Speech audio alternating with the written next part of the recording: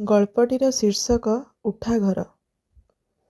ସାଗରିକାର ଗୋଡ଼ ଦିଟା ଆସି ଅଟକିଗଲା ଠିକ୍ E19 ଲେଖାଥିବା ଘରର ଦ୍ୱାରବନ୍ଧ ପାଖରେ। ହଁ, ଏଇ E19 ହେବ କାଲିଠୁ ତାର ନୂଆ ଠିକଣା। କ୍ୱାର୍ଟର ନମ୍ବରଟି ଏକ ଅଦୃଶ୍ୟ ଚୁମ୍ବକୀୟ ଶକ୍ତିରେ ଟାଣିଲା ପରି ଟାଣୁଥିଲା ତାକୁ। ସେ ପଢ଼ିଲା କ୍ୱାର୍ଟର ନମ୍ବରଟିକୁ ଥରେ, ଦୁଇଥର, ତିନିଥର। ସତେଅବା ସେଇ ନମ୍ବରଟିକୁ ମିଳାଉଥିଲା ସେ ତା ମନରେ ଓ ଆତ୍ମାରେ। ଯେପରି ଗନ୍ଧ ମିଳାଇଯାଏ ପବନରେ, ଠିକ୍ ସେଇଭଳି। କିନ୍ତୁ ପ୍ରତ୍ୟେକ ଥର ବିଫଳ ହେଉଥିଲା ସେ। ପଢ଼ୁଥିଲା E19, କିନ୍ତୁ ମାଡ଼ି ଆସୁଥିଲା E15, E198, I12, R5, ଏମିତି କେତେ କ୍ୱାର୍ଟର ନମ୍ବର ସବୁ। ଏବଂ ଭୁଲାଇ ଦେଉଥିଲେ ସେ ମନେ ରଖିବାକୁ ଚାହୁଁଥିବା ସେଇ E19 କ୍ୱାର୍ଟର ନମ୍ବରଟିକୁ। କେମିତି ଯେ ଏଇ ନମ୍ବରଗୁଡ଼ା ତା ସ୍ମୃତିରୁ ଓହରିବେ, ସେ ବିଚଳିତ ହେଇ ଉଠୁଥିଲା। କିନ୍ତୁ ସେଇ ଘର ନମ୍ବରଗୁଡ଼ିକ ସେ ଆହୁରି ପ୍ରଖର ବେଗରେ ମାଡ଼ି ଆସି ତାକୁ କ୍ଷତାକ୍ତ କରୁଥିଲେ। ଝିଅ ଡେଇଁ ଡେଇଁ ମାମା ମାମା ଏ ଆମର ନୂଆ ଘର ନା ବୋଲି ପାଟି କରି ଘର ଭିତରକୁ ପଶି ସାରିଥିଲା। ଗୋଟିଏ ଥରରେ ଘରର ଆସବାବପତ୍ରକୁ ପହଞ୍ଚାଇ ସାରି କାମ ପାଇଁ ଆସିଥିବା ଲୋକମାନେ ଦ୍ୱିତୀୟ ଥର ଗାଡ଼ି ନେଇ ବାକି ଜିନିଷ ସବୁ ପାଇଁ ଫେରିଯାଇ ସାରିଥିଲେ। ଏହି କ୍ୱାର୍ଟର ନମ୍ବରଗୁଡ଼ିକ ତା ମନକୁ ଆଚ୍ଛନ୍ନ କରିବା ପ୍ରତିଦ୍ୱନ୍ଦ୍ୱିତା ମଧ୍ୟରେ କିନ୍ତୁ ସାଗରିକାର ମୁଣ୍ଡଟା ଭୟଙ୍କର ଭାବରେ କିଟିକିଟି କରି ବିନ୍ଧିବା ଆରମ୍ଭ କରିଥିଲା। ସେ ଆଉ ସମ୍ଭାଳି ନ ପାରି ଦୁଇ ହାତରେ ମୁଣ୍ଡକୁ ଚାପି ରଖି ଦ୍ୱାରବନ୍ଧ ପାଖାପାଖି ପଡ଼ିଥିବା ଚେୟାରଟି ଟାଣି ଆଣି ଲତ୍ କରି ବସି ପଡ଼ିଲା। ତାର ଦୁଃଖ ଓ କୋହମିଶା ଦୀର୍ଘଶ୍ୱାସଗୁଡ଼ିକ ଗୋଟିକେ ପରେ ଗୋଟିଏ ବାହାରି ରୁମରେ ବିଛେଇ ହୋଇ ପଡ଼ିଥିବା ଆସବାବପତ୍ରମାନଙ୍କୁ ସତେଅବା ଥରେଇ ଦେଉଥିଲେ। ଥରି ଯାଉଥିଲା ତାର ଅନ୍ତରାତ୍ମା। ମୁଣ୍ଡଟି କୋହଭାରରେ ଚାପି ହେଇ ଆସୁଥିଲା ତଳକୁ ତଳକୁ। ଆଖି ବନ୍ଦ କରି ମୁଣ୍ଡକୁ ଓ ମୁଣ୍ଡର ବୋଝକୁ ଲଦିଦେଲା ଦୁଇ ଆଣ୍ଠୁ ମଝିରେ ଛନ୍ଦି ରଖିଥିବା ତା ହାତ ଦିଓଟି ଉପରେ। ଏତେ ଘର ଭିତରେ ତା ଜୀବନରେ ଠାକୁର ଦେଇଥିବା ତା ପ୍ରଥମ ଘରଟି ହିଁ ଆସିଥିଲା ତା ପାଇଁ ଖୁସିର ଫୁଲ ଟୋକେଇ ଧରି। ଆସକ୍ତିର କ୍ଷୁଦ୍ର ଝରଣାଟିଏ ହୋଇ, ଯିଏ ଜୀବନରେ ଏତେ ଦୁଃଖକୁ ନୀରବରେ ପିଇଯିବା ପାଇଁ ପ୍ରଥମରୁ ତା ମନରେ ଶୀତଳତା ଭରି ଦେଇଥିଲା। ହଁ, ସେଇ ଘରଟାକୁ ସେ ଭାବିଥିଲା ତା ଘର, ତା ନିଜର ଘର, ଆପଣାର ଘର। ଏଇ ଘର ଏକ ଘର ଯାହାର କାନ୍ଥ, ବାଡ଼, ନଡ଼ିଆ ଗଛ, ପିଜୁଳି ଗଛ, ରୋଷେଇ ଘର, ଚୁଲି, ବାସନ, ଅଲଗୁଣି ପ୍ରତ୍ୟେକଟି ସାଥିରେ ସେ ବାନ୍ଧି ହେଇ ରହିଥିଲା ଅପୂର୍ବ ଏକ ଆତ୍ମୀୟତାରେ। ସେଇ ଘରର ପ୍ରତ୍ୟେକଟି ନିର୍ଜୀବ ବା ସଜୀବ ବସ୍ତୁ କେବଳ ତାର ଠିକଣା ନଥିଲେ, ବରଂ ପ୍ରତ୍ୟେକଟି କୋଣ ଅନୁକୋଣ ତାର ଠିକଣା ହୋଇଯାଇଥିଲା। କୋଉ କବାଟ କୋଣରେ ସେ ଭାଇ ଉପରେ ରାଗି ମୁହଁ ଫୁଲେଇ ଲୁଚୁଥିଲା, କୋଉଠି ସେମାନେ ଖରାଛୁଟି ହେଲେ ଖାଇବା ପିଇବା ଭୁଲି ସବୁ ଭାଇ ଭଉଣୀ ମିଶି ଖେଳରେ ମାତୁଥିଲେ, ସ୍କୁଲ ଛୁଟି ହେଲେ ଗୋଟେ ମୁହାଁ ଦୌଡ଼ି ଯୋଉ ପିଜୁଳି ଗଛ ଉପରକୁ ଚଢ଼ୁଥିଲା ଓ ତଳେ ଜେଜେ ତାଙ୍କ ବଙ୍କୁଲି ବାଡ଼ି ହଲାଇ ଓହ୍ଲେଇଲେ ଗୋଡ଼ ଟାଣିଦେବାର ଭୟ ଦେଖାଉଥିଲେ, ଯୋଉ କନ୍ଥା ରଖା ହେବା ପାଇଁ ଥିବା ଅଲଗୁଣିକୁ ସେମାନେ ସାରାଦିନ ବସ୍ ଭାବି ତା ଉପରେ ଲଦି ହେଇ ଝୁଲୁଥିଲେ, ପ୍ରତ୍ୟେକଟି ଘଟଣା ସାଗରିକା ମନର ଏକ ଠିକଣା, ଯାହା ତାକୁ ସାରା ଜୀବନର ଏତେ ଦୁଃଖକୁ ଯୁଝିବାକୁ ଶକ୍ତି ଦେଇଥିଲା, ସାହସ ଦେଇଥିଲା। ସେଇ ଘଟଣା ସବୁ ସିନା ସାଗରିକା ମନରେ ନିଜ ଠିକଣା କରି ନେଇ ଆବୋରି ବସିଲେ ତା ହୃଦୟକୁ।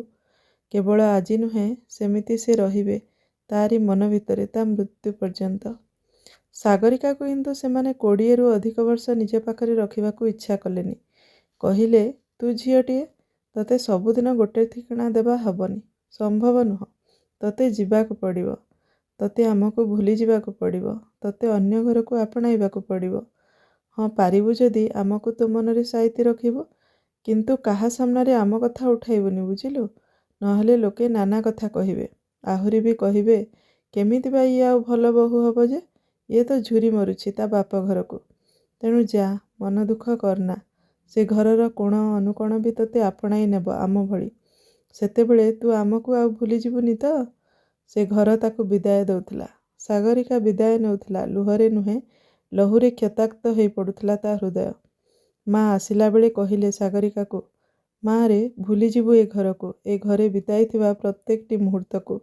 ନହେଲେ ସେ ଘରକୁ ଆପଣାଇ ପାରିବୁନି। ଆଜିଠୁ ସେ ଘର ତୋ ନିଜ ଘର। ସେମାନେ ସମସ୍ତେ ତୋର ନିଜର, ତାଙ୍କୁ ନିଜର କରି ଚଳିବୁ। ତାଙ୍କୁ ପ୍ରାଣ ଭରି ଭଲ ପାଇବୁ। ମାଆଙ୍କର ସେଇ କଥା ପଦକ କେଉଁଠି ଅତି ତୀକ୍ଷ୍ଣ ଗାରଟିଏ ଟାଣି ଦେଇଥିଲା। ସେଇ ଘରୁ ଆସିଲା ବେଳେ ସେ କେତେବେଳେ ତାକୁ ହରାଇବା ଦୁଃଖରେ ଭିଜୁଥିଲା ତ କେତେବେଳେ ପୁଣି ନୂଆ ଘରଟିଏ ପାଇବାର ଆନନ୍ଦରେ ମନ ଉଲ୍ଲସିତ ହେଇ ଉଠୁଥିଲା। କିନ୍ତୁ ସେ ଉଲ୍ଲାସ ତାର ଅତ୍ୟନ୍ତ କ୍ଷଣସ୍ଥାୟୀ ଥିଲା, ଖୁବ୍ କ୍ଷଣସ୍ଥାୟୀ। ତାର ସେଇ ଆପଣାର ଘରକୁ ଛାଡ଼ି ଆସିଥିବା କ୍ଷତାକ୍ତ ହୃଦୟ ଲୋଡ଼ୁଥିଲା ସ୍ନେହର ପ୍ରଲେପଟିଏ। ସେଇ ସ୍ନେହ ଯାହା ତାର ସେଇ 20 ବର୍ଷର ପ୍ରତ୍ୟେକଟି ମୁହୂର୍ତ୍ତରେ ପାଇଥିବା ସ୍ନେହକୁ ଭୁଲାଇ ଦେଇ ନିଜ ପାଇଁ ଏକ ନୂଆ ସ୍ନେହ ସମ୍ପର୍କର ସୂକ୍ଷ୍ମ ଡୋରିଟିଏ ତିଆରି କରିପାରିଥାନ୍ତା। ସେଇ ଏକମାତ୍ର ଅଳିଅଳି ଝିଅର ସ୍ୱତନ୍ତ୍ର, ଯାହାକୁ ସେ 20 ବର୍ଷ ପର୍ଯ୍ୟନ୍ତ ପ୍ରତ୍ୟେକ ମୁହୂର୍ତ୍ତରେ ଅନୁଭବ କରି ଆସିଥିଲା, ତାକୁ ଖୋଜିବାକୁ ଯାଇ ସାଗରିକା କ୍ଷତାକ୍ତ ହେଉଥିଲା ଏକ ସ୍ୱାର୍ଥୀ ଆତ୍ମକେନ୍ଦ୍ରିକ ଶ୍ୱଶୁର ଘରର ଚାରି କାନ୍ଥ ଭିତରେ। ଅଣନିଶ୍ୱାସୀ ହେଇ ପଡ଼ୁଥିଲା ସେ ଧୀରେ ଧୀରେ ପ୍ରତ୍ୟେକ ମୁହୂର୍ତ୍ତରେ। କିନ୍ତୁ ପୁଣି ଥରେ ଆତ୍ମପ୍ରବଞ୍ଚନାରେ ସେ ଘରଟିକୁ ନିଜର ଘର ଭାବିବାର ଭୁଲ କରି ବସେ। ସେଇ ଭୁଲ ତାକୁ ପ୍ରବର୍ତ୍ତାଏ ଘରର ପ୍ରତ୍ୟେକ ସଦସ୍ୟଙ୍କ ଭଲରେ ମନ୍ଦରେ, ସୁଖରେ ଦୁଃଖରେ, ହସିବାକୁ କାନ୍ଦିବାକୁ, ସେମାନଙ୍କ ପ୍ରତ୍ୟେକ କଥାରେ ସାମିଲ ହେବାକୁ। କିନ୍ତୁ ପ୍ରତିବଦଳରେ ଧିକ୍କାର ମିଳେ, ଆଦର ମିଳେ ନା। ପୁଣି କାନ୍ଦେ, ମନେ ମନେ ଭାବେ, ନା ସେଇ ଘରର ବୋହୂ, ଝିଅ ନୁହେଁ ବା କଦାପି ହେଇ ବି ପାରିବନି କେବେ। ଏଇ କଥାଟିକୁ ମନରେ ଗାର ଟାଣି ଲେଖିଦେବାକୁ ସେ ଚେଷ୍ଟା କରେ। ଏବେଠାରୁ ଘରର ପ୍ରତ୍ୟେକ ଘଟଣା ଓ ଦୁର୍ଘଟଣା ସଦସ୍ୟମାନଙ୍କଠାରୁ ଯଥେଷ୍ଟ ଦୂରତା ରକ୍ଷା କରିବ ବୋଲି ମନ ଭିତରେ ଦୃଢ଼ ନିଶ୍ଚିତ ପଣଟିଏ ବି କରେ। ସେ ପଣ କିନ୍ତୁ ତାର ଅଳ୍ପ ଦିନର। ସେ ପୁଣି ଆପଣାର ଘର ଭଳି ମୁହଁ ଖୋଲେ ଏବଂ ପ୍ରତି ଥର ଭଳି ଏଥର ବି ଅପମାନିତ ହୁଏ। ଗୋଟିଏ ଦୁର୍ଘଟଣା କିନ୍ତୁ ଓଲଟ ପାଲଟ କରି ରଖିଦେଇଥିଲା ତା ଜୀବନକୁ। ଶାଶୁଘର ଲୋକେ ତାର ସେହି ଘରକୁ ଆପଣାର କରିବାର ଶୈଳୀକୁ ସେମାନଙ୍କ ଘରେ ତାର ଅନଧିକାର ପ୍ରବେଶ ବୋଲି ଧରି ନେଇଥିଲେ। ତେଣୁ ସେ ଯଦି ଏତେ ସବୁ କଥାରେ ମତାମତ ଦେବା ପାଇଁ ଆଗ୍ରହୀ, ତେବେ ନିଜେ ନିଜ ପାଇଁ ଘର ତୋଳି ସେଠି ମୁରବୀ ହେଉ। କିନ୍ତୁ ତାଙ୍କ ଘରେ ତା ମୁରବୀପଣିଆ ଦେଖାଇବା ବନ୍ଦ କରୁ। ଏଇଆ ଥିଲା ସେମାନଙ୍କର ତା ପାଇଁ ତା ଭଲ ପାଇବାର ପ୍ରତିଦାନର ପ୍ରତ୍ୟୁତ୍ତର। ଭାଙ୍ଗି ପଡ଼ୁଥିଲା ସାଗରିକା, ଉଭୟ ଅନ୍ତରରୁ ଏବଂ ବାହାରରୁ। ଝାଉଁଳି ପଡ଼ୁଥିଲା ତା ମୁହଁଟି। ପୁଣି ଥରେ ଘର ହରାଇବାର ଭୟ ତାକୁ ଗ୍ରାସି ଯାଉଥିଲା ସମ୍ପୂର୍ଣ୍ଣ ରୂପରେ। ଏତିକିବେଳେ ବୋଧହୁଏ କାହାର ଶକ୍ତ କାନ୍ଧଟିଏ ଲୋଡ଼ୁଥିଲା ସେ, ଯାହାକୁ ଆମ ସମାଜ କୁହେ ସ୍ତ୍ରୀର ଇହକାଳ ପରକାଳର ଦେବତା। ତାଙ୍କର ସ୍ନେହବଳା ଆଶ୍ୱାସନାର କଥା କେଇପଦ ଲୋଡ଼ୁଥିଲା ସେ, ଯାହାଙ୍କର ଅର୍ଦ୍ଧାଙ୍ଗିନୀର ପରିଚୟ ନେଇ ସେ ଯେ ନିଜର ଅତି ଆପଣାର ଘରଟିକୁ ଛାଡ଼ି ଆସିଥିଲା, ତାଙ୍କର କ'ଣ ଦାୟିତ୍ୱ ନଥିଲା ତା ପାଇଁ ହେଉ ପଛେ ଅତି ଛୋଟ କିନ୍ତୁ ସମ୍ମାନର ସହ ବଞ୍ଚିବା ଭଳି ଏକ ଘର ଯୋଗାଡ଼ କରିବା। ତା ସ୍ୱାମୀ କିନ୍ତୁ ସେଭଳି କିଛି ବି ଭୁଲ କରିନଥିଲେ। ତା ସ୍ୱାମୀ କିନ୍ତୁ ଦୁନିଆ ସମ୍ମୁଖରେ ଭଲ ପୁଅଟିଏ ହେବା ପାଇଁ ତାକୁ ନିର୍ବାସନ ଦଣ୍ଡରେ ଦଣ୍ଡିତ କରିବାକୁ ପଶ୍ଚାତ୍ପଦ ହେଇନଥିଲେ। ସେ ଭୋଗିଥିଲା ନିର୍ବାସନର ଦଣ୍ଡ। ସାଗରିକା ପାଲଟି ଯାଉଥିଲା ସୀତା ରୂପରେ। ଏମିତି ତ ହୁଏ ଯୁଗ ଯୁଗ ଧରି। ସମସ୍ତେ ଆଜି ବି ରାମଙ୍କୁ ସୁପୁରୁଷର ଆଖ୍ୟା ଦେଇ ପୂଜା କରନ୍ତି। ଯେହେତୁ ସୀତା ତାଙ୍କ କରୁଣ ବିଳାପକୁ ହୃଦୟରେ ଚାପି ଦେଇ ରାମଙ୍କୁ ସୁପୁରୁଷ ଏବଂ ଯୋଗ୍ୟ ରାଜାର ଆଖ୍ୟା ପାଇବାକୁ ସୁଯୋଗଟେ ଦେଇଥିଲେ। ତା ସ୍ୱାମୀ ବି ସେଇ ଶ୍ରୀରାମଚନ୍ଦ୍ରଙ୍କର ଅବତାରଟିଏ ଥିଲେ। ସେ ବି ନିଃଶବ୍ଦରେ ଦୂରେଇ ଗଲା ସେଇ ଘରଟିରୁ, ଯାହାକୁ ନିଜର କରିବା ପାଇଁ 10 ବର୍ଷ କାଳ ଗୋଟିଏ ଗୋଟିଏ ମୁହୂର୍ତ୍ତକୁ ସେ ଯୋଡ଼ିଥିଲା। ସେ ବି ଚାଲିଗଲା ନିଃଶବ୍ଦରେ, ସେ ତାଙ୍କ ଭଳି ପ୍ରତିବାଦର ସ୍ୱର ଉତ୍ତୋଳନ ନ କରି। ହଁ, କେବଳ ଏତିକି ପାର୍ଥକ୍ୟ ଥିଲା, ସେ ସୀତାଙ୍କ ଭଳି ବନଗାମିନୀ ନ ହୋଇ ସହରାଭିମୁଖୀ ଥିଲା ନିଜ କର୍ମସଂସ୍ଥାନ ଓ ନିଜ ଝିଅ ତଥା ନିଜ ପାଇଁ ଏକ ଠିକଣା ଯୋଗାଡ଼ରେ। ସେ ଘରେ କିନ୍ତୁ କେହି ଝୁରି ନଥିଲେ ତାକୁ, ଯେହେତୁ ସେମାନେ କେବେ ତାକୁ ଆପଣାର ବୋଲି ସ୍ୱୀକାର ହିଁ କରିପାରି ନଥିଲେ। ଏକ ନୂତନ ସହର, ମାଆଟିର ସହ 7 ବର୍ଷର ସାନ ଝିଅଟିଏ ଏବଂ ଅତି ଅଚିହ୍ନା ଅଜଣାର ଗୋଟେ ସହର। ଅସଂଖ୍ୟ ଘର ସେ ସହରରେ, ଘରଗୁଡ଼ିକରେ ଖୁନ୍ଦାଖୁନ୍ଦି ସହରଟି। ତା ପାଇଁ କିନ୍ତୁ ମୁଣ୍ଡ ଗୁଞ୍ଜିବାକୁ ଘର ଖଣ୍ଡିଏ ନାହିଁ। ନୂଆ ନୂଆ ଚାକିରିର ମାନସିକ ଚାପ ତାକୁ ବାଧ୍ୟ କରିଥିଲା ଏକ ନିକଟ ସମ୍ପର୍କୀୟଙ୍କ ଘରେ ଆଶ୍ରୟ ନେବାକୁ। କିନ୍ତୁ ତାର ମଧ୍ୟବିତ୍ତ ପରିବାରର ମାନସିକତା ହେଉ ଅବା ଆତ୍ମସମ୍ମାନକୁ ପ୍ରାଧାନ୍ୟ ଦେଉଥିବା ମନଟି ହେଉ, ପ୍ରତି ମୁହୂର୍ତ୍ତରେ ଚେତାଇ ଦେଉଥିଲା ଯେ ସେ ଅନ୍ୟ କାହାର ଆଶ୍ରିତ। ନିଜେ ନିଜ ଆଖିରେ ଛୋଟ ହୋଇ ପଡ଼ୁଥିଲା ସେ ଦିନକୁ ଦିନ। ବହୁ ଅସୁବିଧାର ସମ୍ମୁଖୀନ ହେଇ ସହକର୍ମୀଙ୍କ ସାହାଯ୍ୟରେ ଯୋଗାଡ଼ କଲା ନିଜ ପାଇଁ ଏକ ଘର।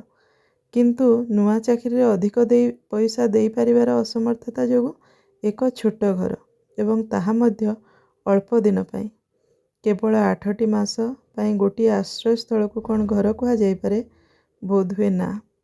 ହେଲେ ବି ସେ ଘର ଯେ ସେଇ 8 ମାସ ପାଇଁ ସାଗରିକାର ନିଶ୍ୱାସ ଓ ଦୀର୍ଘ ନିଶ୍ୱାସକୁ ନିଜ ଭିତରେ ଲୁଚାଇଥିଲା। ତେଣୁ ସେ ବି ତା ପାଇଁ ଘର ହିଁ ଥିଲା।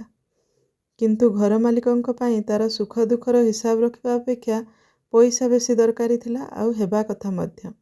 ତେଣୁ ତା'ର ସାମର୍ଥ୍ୟ ଅନୁଯାୟୀ ତାକୁ ଉଠିବାକୁ ପଡ଼ିଲା ପୁଣି ଅନ୍ୟ ଏକ ଘରକୁ। ଅନ୍ୟ ଏକ ଘର, ଅନ୍ୟ ଏକ ଠିକଣା। କିନ୍ତୁ ଆମ ସମାଜର ଦୃଷ୍ଟିକୋଣ ଯେ ଗୋଟେ ଏକାକିନୀ ବିବାହିତା ନାରୀ ନିଜର ଏକ ଛୋଟ ଝିଅ ସହିତ ଏକୁଟିଆ କୁ ଅନେକ ସନ୍ଦେହର କାଠଗଡ଼ାରେ ଅତି ସହଜରେ ଠିଆ କରିଦିଏ। ତା'ର ପ୍ରତ୍ୟେକ ଉତ୍ତରକୁ ନିଜ ହିସାବରେ ରୂପ ଦେଇ ଅତିରଞ୍ଜିତ କରି ସଜାଇବାକୁ ଭଲ ପାଏ। ସେ ମଧ୍ୟ ଏମିତି ବିବାଦୀୟ ହେଇ ପଡ଼ୁଥିଲା ପାଖ ପଡ଼ିଶଙ୍କ ତୀକ୍ଷ୍ଣ ସନ୍ଦେହୀ ନଜରରେ। ବିନା ଦୋଷରେ ତାକୁ ନିର୍ଦ୍ଦୋଷ ସାବ୍ୟସ୍ତ କରିବାକୁ ଯଦିଓ ତା'ର ବିବେକ ବାଧା ଦେଉଥିଲା, ତେବେ ବି ନିଜ ଝିଅ ପାଇଁ ସେ ଏସବୁ କରିବାକୁ ବାଧ୍ୟ ହେଉଥିଲା। ଏମିତିରେ ସେଇ ଘରଟି ମଧ୍ୟ ତା ପାଇଁ ଅସ୍ଥାୟୀ ସାବ୍ୟସ୍ତ ହେଲା। ଏମିତି କେତେବେଳେ ପଇସାର ଅସୁବିଧା, ତ କେତେବେଳେ ପରିବେଶର ସନ୍ଦେହୀପଣ, ପୁଣି କେତେବେଳେ ଘର ମାଲିକଙ୍କର ଅଯଥା ମୁରବିପଣିଆ ତାକୁ ତା ବସାଘରୁ ଉଠିବାକୁ ବାଧ୍ୟ କରୁଥିଲା ପ୍ରତ୍ୟେକ ବର୍ଷେ 2 ବର୍ଷ ଅନ୍ତରରେ। ଥକି ପଡ଼ୁଥିଲା ସାଗରିକା ବେଳକୁ ବେଳ। ରାତ୍ରିର ବହଳ ଅନ୍ଧକାରରେ ଝିଅକୁ ନିରାପଦ ଆଶ୍ରୟର ପ୍ରତିଶ୍ରୁତି ଦେବା ପାଇଁ ଖୁବ୍ ପାରିବାପଣରେ ଦୃଢ଼ ଦେଖାଯାଉଥିବା ମୁହଁଟି କିନ୍ତୁ ଝିଅ ଶୋଇପଡ଼ିଲା ପରେ ତା ଆଢ଼ୁଆଳରେ ଅତି ନିରାଶ୍ରୟ ବାସହୀନ ହେବାର ଦୁଃଖରେ କ୍ଷୋଭରେ ଜର୍ଜରିତା ହେଇ ବିଳପି ଉଠୁଥିଲା। ବହୁ କଷ୍ଟରେ ଏହି ଘର E19ଟିକୁ ସେ ଦୀର୍ଘ 2 ବର୍ଷ ପାଇଁ ଭଡ଼ା ସୂତ୍ରରେ ଯୋଗାଡ଼ କରିପାରିଥିଲା। ସେଇଥିପାଇଁ ମନ ଭିତରୁ ବହୁତ ଆଶ୍ୱସ୍ତି ଅନୁଭବ କରୁଥିଲା ସେ। ସେତିକିବେଳେ ଅତି ନିକଟରୁ ଏକ ମହିଳାଙ୍କ ସ୍ୱର ଶୁଣି 2 ଆଣ୍ଠୁ ମଝିରୁ ମୁଣ୍ଡ ଉଠାଇ ଦେଖିଲା ଜଣେ ଭଦ୍ରମହିଳା ଦ୍ୱାରବନ୍ଧରେ ମୁଣ୍ଡ ଗଳାଇ ଜିଜ୍ଞାସୁ ଦୃଷ୍ଟିରେ ତାକୁ ପଚାରିଲେ, ଓଃ, ଆପଣ ତାହେଲେ ଏ ଘରେ ଭଡ଼ାରେ ରହିଲେ, ନୁହେଁ? ହଁ, କିଏ କିଏ ସବୁ ଅଛନ୍ତି ଆପଣଙ୍କର? ଏମିତି ପ୍ରଶ୍ନବାଣ ସବୁ ତା ଉପରେ ବିଛେଇ ହେଇ ପଡ଼ୁଥିଲା ଗୋଟିକ ପରେ ଗୋଟିଏ। ସାଗରିକା ବସିଥିବା ଚୌକିରୁ ଉଠି ଠିଆ ହେଲା ଏବଂ ଅତି ଥକି ପଡ଼ିଥିବା ସ୍ୱରରେ କହିଲା, ଆରେ ଆପଣ ଠିଆ ହେଇ କାହିଁକି ରହିଲେ ଯେ? ହଁ, ବସିବା ପାଇଁ ବି କିଛି ତ ନାହିଁ। କେଉଁଠି କ'ଣ ପଡ଼ିଛି ତା'ର ଠିକଣା ବି ନାହିଁ। ଏମିତି ଗୋଟାଏ ସପ୍ତାହ କିମ୍ବା ତା'ଠୁ ଅଧିକ ସମୟ ଲାଗିଯିବ ବୋଧେ ଏସବୁ ଜିନିଷ ସଜାଡ଼ିବାରେ। ଭଦ୍ରମହିଳା ବନ୍ଧୁତା ବଢ଼ାଇବା ସ୍ୱରରେ ପୁଣି କହିଲେ, ଆରେ ନା, ବ୍ୟସ୍ତ ହୁଅନ୍ତୁନି, ମୁଁ ବସିବିନି। ଏଇ ଆପଣଙ୍କର କାନ୍ଥ ଆରପାଖ ଘରଟି ଆମର। ଆମେ ଆପଣଙ୍କର ପଡ଼ୋଶୀ ହେବୁ। କିନ୍ତୁ ଆପଣ ଏକୁଟିଆ ଦେଖାଯାଉଛନ୍ତି ଯେ? ସ୍ୱାମୀ, ପରିବାର କେହି ଦେଖାଯାଉନାହାନ୍ତି କେମିତି? ସାଗରିକା ବଡ଼ ସାହସ ସଞ୍ଚୟ କରି କହିଲା, ନା, ଏଠି କେବଳ ମୁଁ ମୋ ଛୋଟ ଝିଅକୁ ନେଇ ଏକୁଟିଆ ରହିବି। ମୁଁ ଏଠି ଶିକ୍ଷୟିତ୍ରୀ ଅଛି ଏଇ ପାଖ ସରକାରୀ ବିଦ୍ୟାଳୟରେ। ସ୍ୱାମୀ, ପରିବାର ଗାଁରେ। ତା କଥା ଶୁଣି ମୁହୂର୍ତ୍ତକରେ ବଦଳିଗଲା ଭଦ୍ରମହିଳାଙ୍କ ମୁହଁର ଭାବ। କିଞ୍ଚିତ୍ ଭ୍ରୂକୁଞ୍ଚନ କରି ପ୍ରତ୍ୟୁତ୍ତର ଫୋପାଡ଼ି ଦେଉଥିଲେ, ହଁ, ପରିବାର ଥାଇ ପୁଣି ଏଇଠି ଏମିତି ଏକୁଟିଆ? ହଁ, ହେଇଥିବ, କେଜାଣି। ଆଜିକାଲି କାହା କଥା କ'ଣ ବା କିଏ ଜାଣିବ? ତାଙ୍କ ଉତ୍ତରରେ ସାଗରିକାର ଆଖିରେ କେତେବେଳେ ଯେ ଲୁହ 2 ଧାର ଗଡ଼ିଆସି ଗାଲକୁ ସିକ୍ତ କରି ପକେଇଥିଲା ସେ ଜାଣିପାରି ନଥିଲା। ଭିତରୁ ଝିଅ ମାମା ମାମା ଡାକି ପହଞ୍ଚିଥିଲା। ପଚାରୁଥାଏ ସାଗରିକାକୁ, ମାମା, ଏଠି କାହିଁକି ଠିଆ ହେଇଛ? ଭିତରକୁ ଆସ। ମୁଁ ଘର ଦେଖି ଆସିଲିଣି। ମୁଁ କେଉଁଠି ଖେଳିବି, ତୁମେ କେଉଁଠି ରାନ୍ଧିବ, ଠାକୁର କେଉଁଠି ରହିବେ, ମୁଁ ସବୁ ଦେଖି ଆସିଲିଣି ମାମା। ଏଥର ମୋ ସ୍କୁଲ ପରିଚୟପତ୍ରରେ ଏଇ କ୍ୱାର୍ଟର ନମ୍ବରଟି ରହିବ ନା? ହଁ ମାମା, ଏଇ ନମ୍ବର ଏବେ ସଦାବେଳେ ରହିବ ନା? ସାଗରିକାର ଆଖି ଦୁଇଟାରେ ଶୁଖି ଆସୁଥିବା ଲୁହ 2 ଧାର ପୁଣି ଅବିରତ ବହିବାକୁ ଲାଗିଲା। କହିଲା, ନା ରେ ମା, ଏ ନମ୍ବର ପୁଣି ବଦଳିପାରେ। ଏ ଯେ ବସାଘର, ଭଡ଼ାଘର। ତେଣୁ ଆମକୁ ପୁଣି ଏ ଘରୁ ଉଠିବାକୁ ପଡ଼ିପାରେ। ଏତେ ଛୋଟ ଝିଅ, ତଥାପି ସେ ବୁଝିପାରିଥିଲା ବୋଧେ ତା ମାଆର ଅଶ୍ରୁର ଭାଷା। କିଛି କ୍ଷଣ ନୀରବିଗଲା। ଆଉ ମାମା ପାଖକୁ ଲାଗି ଆସି କହିଲା, ମାମା, କାନ୍ଦନା। ମୁଁ ବଡ଼ ହେଲେ ନା ଚାକିରି କରିବି।